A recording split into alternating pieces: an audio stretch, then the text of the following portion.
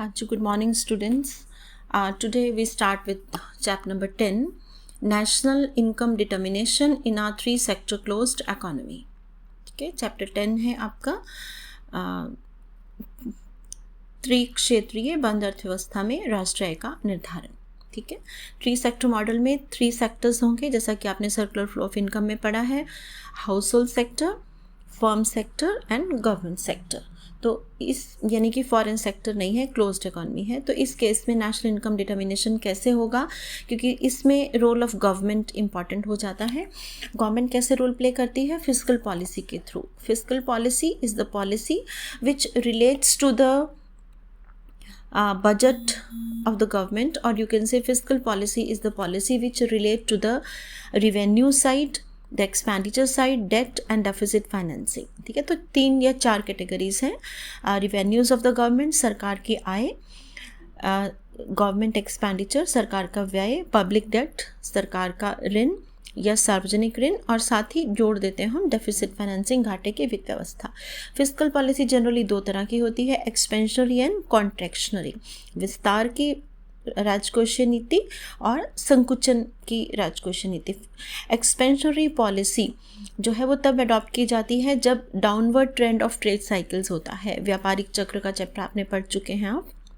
तो जब व्यावसायिक चक्र या व्यापारिक चक्र जो है उसमें रिसेशन, डिप्रेशन की स्थिति होती है, तो उस समय इकोनॉमी में विस्तार की आवश्यकता होती है, डिमांड, इनकम, आउटपुट को बढ़ाने की. तो एक्सपेंशनरी फिस्कल पॉलिसी हमें अडॉप्ट करनी होती है, जिसमें टैक्सेस कम और एक्सपेंडिचर ज़्यादा गवर्नमेंट का होना चाहिए.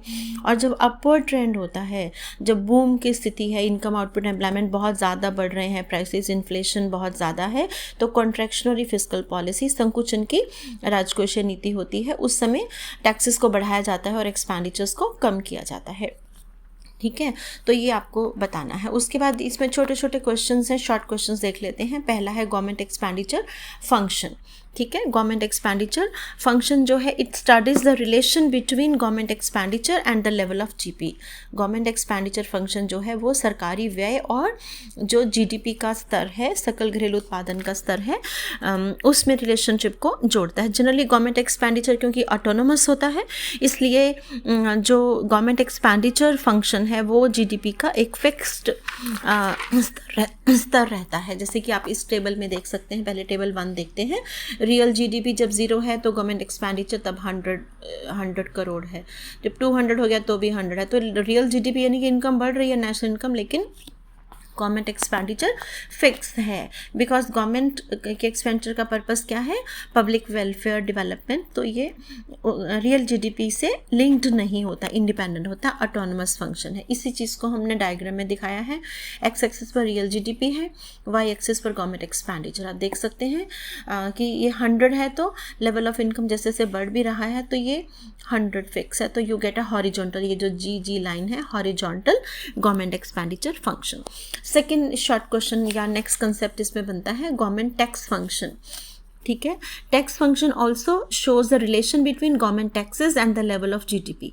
ठीक है, जो इकॉनमी की रियल जीडीपी है, वास्तविक सकल घरेलू उत्पादन के साथ सरकारी जो सरकार के कर हैं उनका क्या रिलेशनशिप है. और ये भी एक तरह से हम ये मान के चलें कि अगर टैक्स रेट कांस्टेंट है, tax rate is assumed as a constant function of real GDP, अगर हम मान के चलें, तो उस केस में गवर्नमेंट का रिवेन्यू तो बढ़ेगा लेकिन रेट ऑफ टैक्स जो है वो फिक्स है. जैसे कि आप इस टेबल में देख सकते हैं, जीडीपी बढ़ रहा है, टैक्स रेट जो है परसेंटेज में फिक्स है. जितना भी जीडीपी है 20% टैक्स लगेगा. तो उस केस में जैसे जैसे जीडीपी बढ़ेगा उसका 20% शेयर ज़्यादा होता जाएगा, तो टैक्स रिवेन्यू राइजिंग है. ये टेबल आपका बना हुआ है, तो ये आप देख सकते हैं. ये देखिए, इसमें 2 ग्राफ बनाए हमने.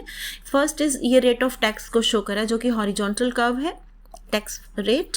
ठीक है, 20% पे, और इस 20% पे जो टैक्स रिवेन्यू है वो बढ़ता है गवर्नमेंट का. क्यों? क्योंकि जैसे जैसे जीडीपी बढ़ेगा, जैसे कि जब जीडीपी 100 है तो ये 160 है टैक्स रिवेन्यू, जब 2500 हो गया जीडीपी तो ये 500 हो गया. ठीक है, तो you we get an upward rising curve. उसके बाद थर्ड फंक्शन इसमें देखते हैं, बजट सरप्लस, पब्लिक सेविंग और फंक्शन जो है, बजट सरप्लस फंक्शन या पब्लिक सेविंग फंक्शन।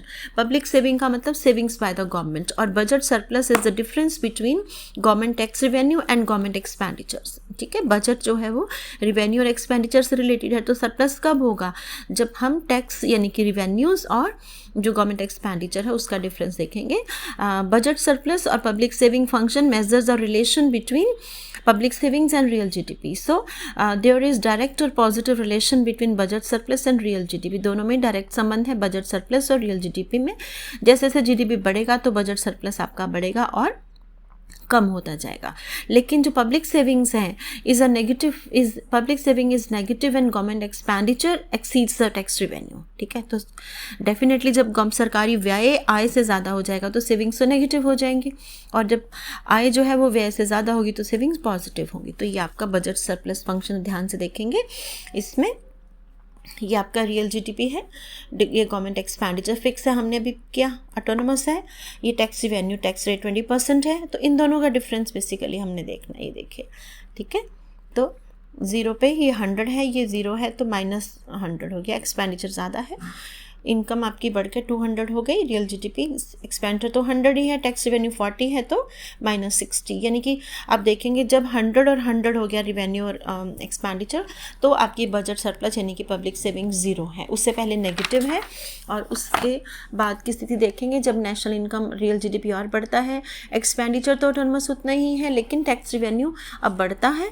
ठीक है, और आपकी पब्लिक सेविंग्स जो है ये बजट सरप्लस भी बढ़ता है। तो ये आप देख सकते हैं, जैसे एक सेविंग फंक्शन एक आपने अगर मैक्रो में केन्स में किया है तो इसी तरीके का ये रियल जीडीपी है, ये बजट सरप्लस है।